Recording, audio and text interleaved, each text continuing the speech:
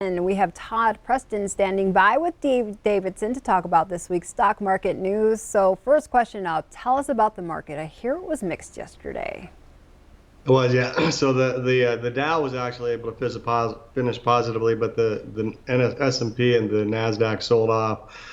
Still trying to figure out what the impact of the economy opening is. There's optimism that it's going well, but we've had a pretty strong run, so we saw a little consolidation yesterday. Again, the Dow rallied into the close, primarily driven by Boeing, which was up big, and so that impacted the Dow's reading for the day. Take Boeing out, it's probably flat to slightly down as well. All right, and as far as unemployment benefits go, where are we sitting right now? Are they higher or lower than expected? Well, actually, the report out yesterday was a little bit higher than expectation. We expected 1.8 million to be filing, but we had 1.9 actually file for first-time unemployment benefits. So a little higher than anticipated, but we're also seeing signs that the worst might be behind us.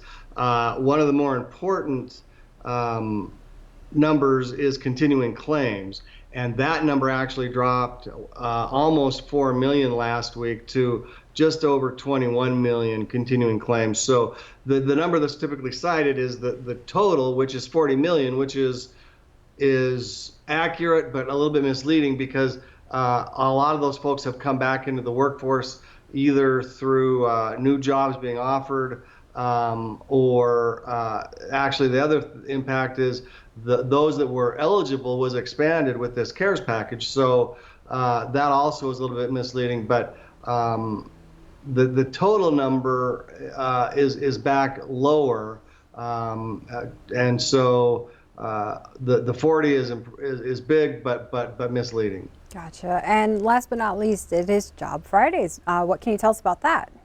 Well, we're anticipating that it's going to be another ugly number, but again, hopefully we're getting through the worst of it. The futures were trading up 300 on the Dow, so they anticipate that the number is going to be a little better than anticipated. However, we're looking at probably unemployment of around 20%, which is almost hard to fathom considering a recession and depressions are typically single-digit unemployment. So at 20%, that's bad.